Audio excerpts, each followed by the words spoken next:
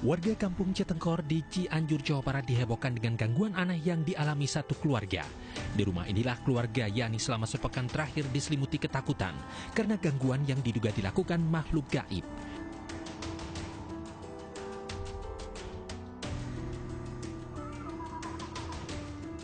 Menurut pengakuan pemilik rumah, peristiwa mistis di luar nalar terjadi setelah maghrib hingga tengah malam.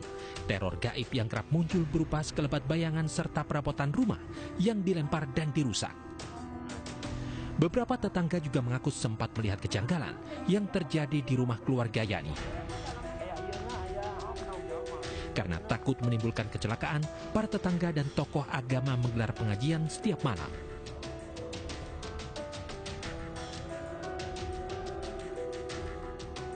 Gangguan makhluk halus terutama di rumah Ibu Ujung ini ya, sudah lama 2 atau 3 minggu, dan saya sama rekan disertai Bapak Kapolsek, alhamdulillah bisa melaksanakan tawasulan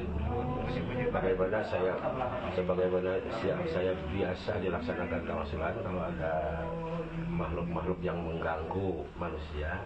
Semoga dilaksanakan tawasulan tadi, doa kita dijabah oleh Allah Subhanahu wa Ta'ala, dan penghuni rumah ini juga warga kampung Cetengkor ini tidak lagi diganggu sama makhluk halus gitu.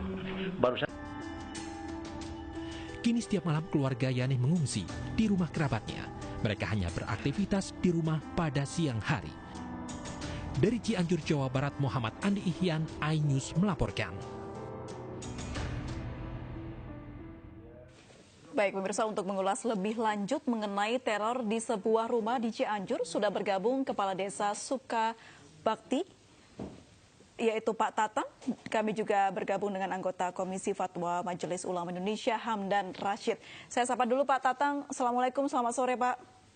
Waalaikumsalam, selamat sore. Baik, Pak Tatang, bisa diceritakan Pak keanehan apa saja Pak yang terjadi di desa atau di kampung Citengkor ini Pak?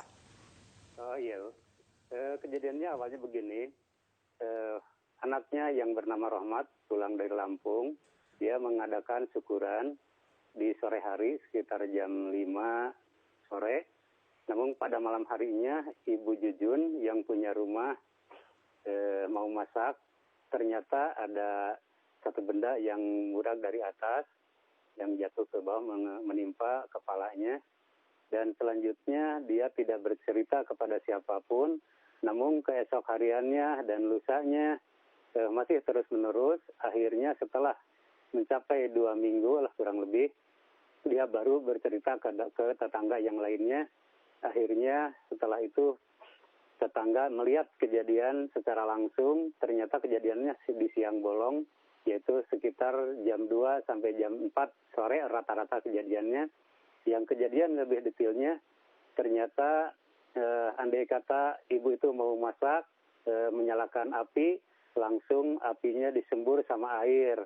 Dan andai kata dia sudah memasak makanan, suka diporak-porandakan oleh dia. Tapi makhluknya agak kelihatan sama mata kita, namun sama cucunya suka kelihatan.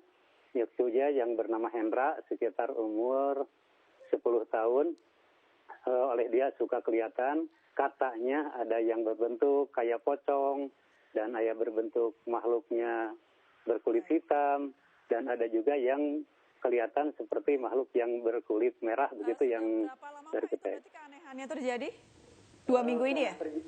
Iya, 2 minggu sekarang, tepatnya mulai tanggal 13 Juni 2020 sampai sekarang. Dan baik, kemarin juga, iya betul. Baik, Pak Tatang, itu kan terjadi di siang bolong begitu. Apakah sudah ada diselidiki atau diperiksa langsung Pak? Mungkin ada kejadian logis yang terjadi, apakah mungkin hewan atau ada manusia di situ Pak? Iya, kejadian itu langsung bersama-sama dengan aparatur pemerintahan, dengan Bapak Kapolsek juga turun tangan, juga anggota turun tangan ingin langsung mengetahui apa yang terjadi. Nah, pada waktu itu kebetulan ada anggota saya, staf desa, langsung datang ke sana ingin melihat kejadian secara langsung. Kebetulan ada mejanya berbentuk meja makan tapi dibuat dari kayu. biasanya suka diikat sama tali erpin. Namun pada waktu itu dicoba dibuka, saya pengen lihat, ternyata bukti sekali. Setelah baru melangkah 3 langkah, itu si mejana langsung jatuh kayak dijatuhkan sama orang begitu. Berarti Pak, Bapak mengalaminya sendiri begitu ya? Betul sekali. Jatuh, mungkin ada angin begitu Pak? Enggak ada, soalnya di dalam rumah, di pinggir rumah enggak ada. Ditaruh di rumah juga suka jatuh gitu. Ditaruh di pinggiran rumah masih tetap gitu. Meja itu dijadikan mainan dia kayaknya gitu. Baik, lalu bagaimana penyelidikan dari pihak kepolisian Pak? Sementara ini kemarin juga waktu hari Selasa malam Rabu, saya bersama-sama anggota sampai menunggu sampai jam 3 subuh lah. Nah, oleh karena itu saya melihat sendiri, kebetulan pada waktu itu dilaksanakan tawasulan, pengajian, dilaksanakan sama para rengrengan ustadz setempat yang dipimpin oleh Bapak Ketua DKM Al-Falah. Setelah itu ada hal seperti kerasukan. Ada ya pemuda yang kerasukan, dia mengatakan bahwa saya tidak mengganggu katanya, tapi yang mengganggu yang lain. Tadi juga sudah lari, kata dia begitu. Dan malam hariannya mencapai jam 2.30 saya bersama Pak anggota Polsek Naringul, langsung ada lagi yang kerasukan, disaksikan oleh saya 5 orang. Dia mengakunya leluhur dari orang tua tersebut, leluhurnya yang tidak disinggung-singgung sama anak cucunya gitu mengakunya. Itu mungkin juga itu hanya pengakuan jin atau bagaimana, saya kurang tahu persis. Namun halnya baru sampai di sana penyelidikannya. Dan rencana selanjutnya andai kata masih terus-menerus, saya berusaha untuk memanggil orang pintar untuk bisa diamankan begitu. Informasinya sudah melakukan doa bersama begitu ya Pak ya? Betul sekali. Ada hasilnya Pak? Hasilnya cuma sedikit-sedikit, tapi ada mengerikan. Kadang-kadang kalau setelah diadakan doa, kadang-kadang 2 hari tidak ada, ketiganya ada lagi. Namun kemarin setelah dilakukan berdoa bersama, esok harinya tetap masih ada reaksi. Seperti ada padi langsung dijatuhkan, langsung disemburkan ke rumah gitu. Jadi tidak terlalu menghasilkan begitu ya Pak ya, doa yang dilakukan ya Pak ya? Betul. Ada rencana terus berdoa Pak di lokasi? Rencananya masih akan dilakukan. Kalau nggak ada halangan, besok juga hari Jumat akan dilakukan lagi doa bersama. Mudah-mudahan ada lindungan dari Allah Subhanahu Wa Taala, tidak ada pertolongan sehingga makhluk tersebut tidak mengganggu. Walaupun tidak mengganggu jiwa, itu tetap menjadi gangguan secara psikologis. Gitu. Pak Tatang, cerita tentang rumah berhantu ini kan sudah viral dan menjadi perbincangan beberapa hari ini begitu ya. Betul Pak, banyak yang datang untuk melihat Pak? Betul sekali, terutama mulai berdatangan sejak tanggal 29 Juni. Setelah Bapak RW memberikan tahu kepada orang lain melalui grup WA-nya, yang akhirnya banyak orang yang tahu sehingga penasaran untuk melihat bagaimana pergerakan jin tersebut begitu. Ini di cerita viral ini juga disebutkan kalau menggunakan kamera susah begitu Pak ya, buram. Apakah betul? Betul sekali, kalau menggunakan kamera itu kurang jelas, sehingga tidak bisa tertangkap adanya penampakan. Namun tetap berusaha, semua rekan-rekan dari media juga, dari Bang Jai, dari Naringgo berusaha untuk menangkap secara langsung secara kamera, namun belum berhasil juga gitu.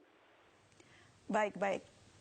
Kita ke anggota Komisi Fatwa Majelis Ulama Indonesia, Pak Hamdan Rashid. Assalamualaikum Pak Hamdan.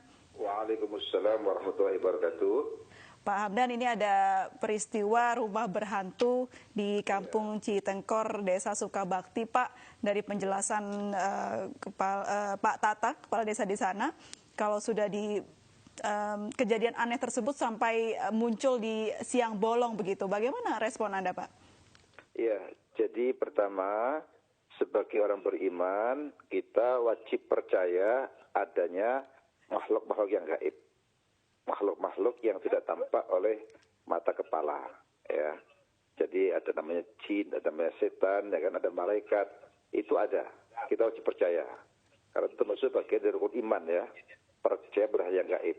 Nah, terkait dengan masalah kejadian yang di Cianjur tadi, saya yakin itu benar terjadi ya.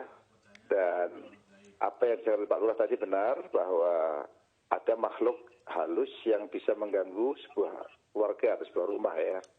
Tapi kalau dalam pandangan Islam, seseorang atau sebuah rumah itu bisa dimasuki makhluk yang jahat seperti itu ketika kurang digunakan untuk berzikir, untuk baca Quran. Insya Allah kalau sebuah rumah atau seseorang yang rajin berzikir, rajin baca Quran itu akan terselamatkan dari gangguan-gangguan seperti itu. Baik. Jadi kita harus percaya ada makhluk yang gaib seperti itu yang juga mengganggu manusia, ada jin, ada setan ya, tapi juga ada yang baik seperti malaikat, tetapi makhluk jahat tersebut tidak akan mengganggu kita sepanjang kita rajin ibadah, rajin sholat, rajin baca Quran, rajin berzikir. Oke, Pak Hamdan, ini informasinya sudah dilakukan itu Pak, doa bersama, zikir yang dilakukan oleh Kepala Desa Pak Tatang langsung, namun belum ada perubahan. Apa yang harus dilakukan lagi Pak? Ya itu harus istiqomah, harus terus menerus, tidak bisa hanya sekali dua kali, harus terus menerus ya. Nanti lama-lama mereka akan pergi sendiri, panas. Bukan hanya sekali kemudian berhenti Pak, seperti itu. Jadi harus istiqomah. Maka yang punya rumah, coba biasakan berzikir, biasa baca Quran ya di rumahnya. Insya Allah akan pergi sendiri nanti. Hawanya panas itu bagi mereka ya. Baik, saya kembali ke Pak Tatang. Pak Tatang, ini informasi dari Pak Hamdan, harus istiqomah begitu terus menerus melakukan doa, zikir agar ya memang kita harus percaya ada makhluk lain selain manusia. Rencana akan terus dilakukan Pak?